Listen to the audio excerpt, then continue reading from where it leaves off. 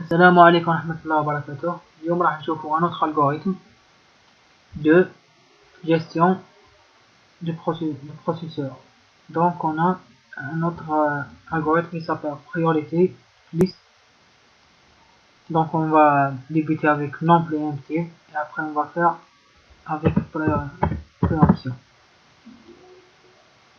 Donc cet algorithme va avec il marche avec les priorités. Donc la priorité la plus élevée c'est 1 jusqu'à la priorité la plus petite c'est 5. Donc on va toujours commencer. Donc on va commencer par le premier arrivé. Donc le premier arrivé c'est qui? Donc on a ici c'est le P0 car il arrive de 0. Donc on a de 0. On a P0 jusqu'à 4. Après ça, on va voir les priorités. Donc ça, c'est fini. On va faire une coche comme ça. Ça, c'est fini. On va voir de 0 à 4, il rentre le 3. Et il rentre le P1. Et il rentre le P2. Donc, on va voir la priorité qui est prioritaire. Donc, on va voir entre 3 et 1. Le plus petit, c'est 1. Donc, c'est le plus prioritaire. Donc, le P2 rentre.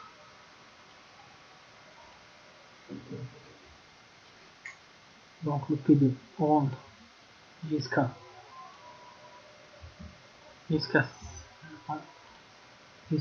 6.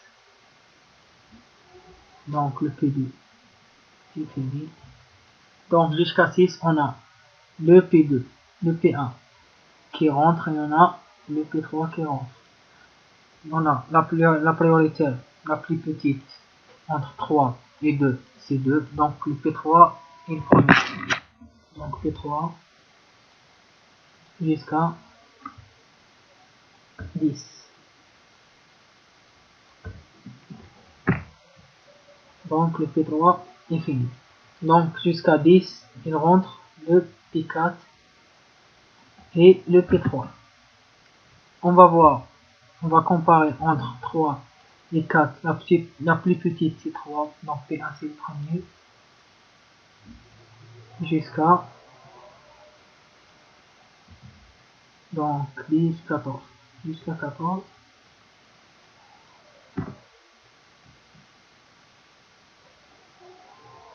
Après ça, il rentre le P4 jusqu'à 16. Donc ça c'est notre diagramme de Gantt. Donc on va faire complet, le temps complet. Le temps complet est égal à le temps le plus grand dans le Gantt. On va faire le P0, c'est 4. Comme vous voyez, on va écrire 4. Après, on va écrire P2, c'est 6. On va écrire 6. Le P3, c'est 10. On va écrire 10 pour P3. Et on a le P1.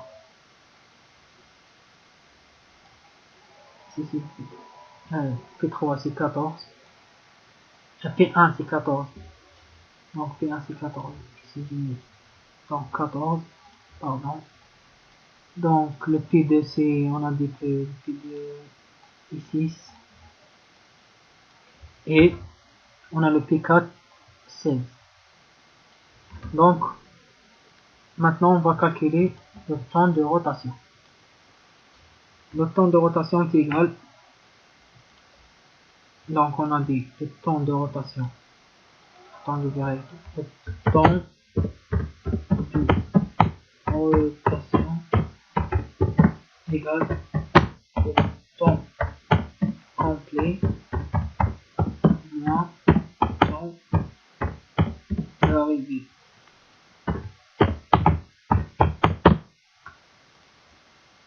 Donc il ne faut pas oublier cette règle. Donc on a 4 moins 0 qui est égal à 4. Et on a 14 moins 1 qui est égal à 13. Et on a 6 moins 3 qui est égal à 3. Et on a 10 moins 5 qui est égal à 5. Et on a 16 moins 7 qui est égal à 5 aussi. Pardon, pas 5. 9 est égal à 9. Donc on va calculer le temps moyen de rotation, qui est égal à la somme de tous les temps de rotation sur le nombre de processus. Donc on a 16, 20, 25, 34. On a 34 sur 5. Donc on va calculer aussi le temps d'attente,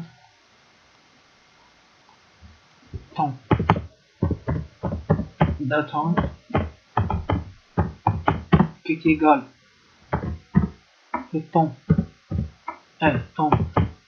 de rotation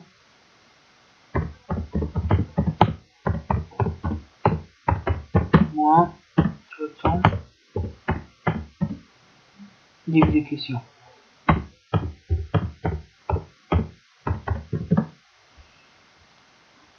Donc il ne faut pas aussi oublier cette règle. Donc on va calculer. On a 4 moins 4 qui est égal à 0. Et on a 13 moins 4 qui est égal à 9. Et on a 3 moins 2.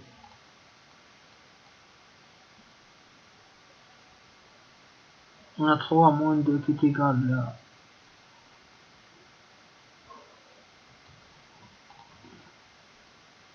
3 moins 2 qui est égal à 1 et 5. On a 5 moins 4 qui est égal à 1. Et on a 9 moins 2 qui est égal à 7. Donc on a 10, 18. Donc on a 18